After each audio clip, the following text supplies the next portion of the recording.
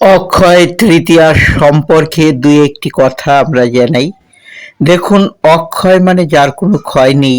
এই তিথিতেই আমাদের সত্যযুগ সেটা কিন্তু এসেছিল এবং দাপর যুগের সূচনাও হয়েছিল, কেউ কেউ বলেন এই অক্ষয় তৃতীয়া তিথিতেই।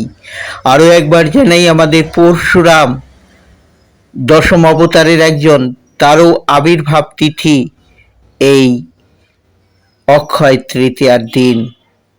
আরও জানাই, আমাদের এই যে ভগীরথ গঙ্গা এনেছিলেন মর্তে, এটাও কিন্তু এই অক্ষয় তৃতীয়ার দিন। অক্ষয় তৃতীয়ার দিনে চন্দন যাত্রা হয়ে থাকে।